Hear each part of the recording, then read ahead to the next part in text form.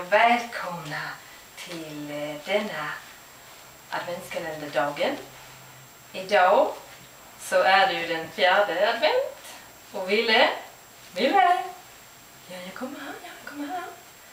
Ja, idag Ville, ja, så tänkte vi att det ska komma lite folk och bära lite ljus till oss. Ja, tänkte vi, ja. Och ja, vi kan börja med den första. Första ljuset då, va? Nummer 1.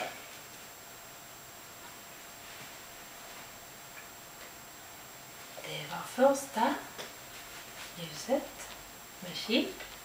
Nu kommer det andra ljuset. Här kommer andra ljuset.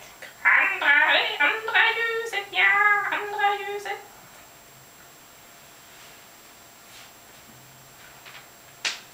Och här kommer jag.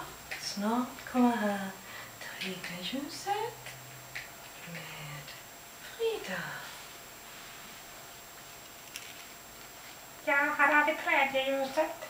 Tredje ljuset, ja.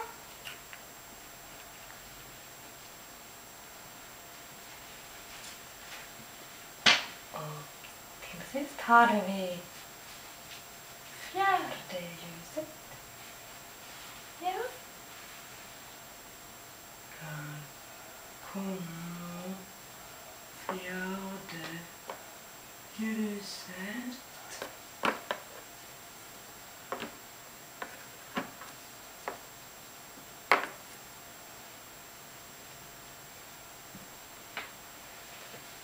Ja, det var alla 4 ljusen som vi tände idag på 4:e advent.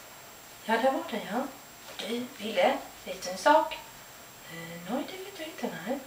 Idag är det bara 5 dagar kvar till julafton. Det är bara 5 dagar, ja. Ja, 5 dagar, det är inte länge. Nej, det är inte länge.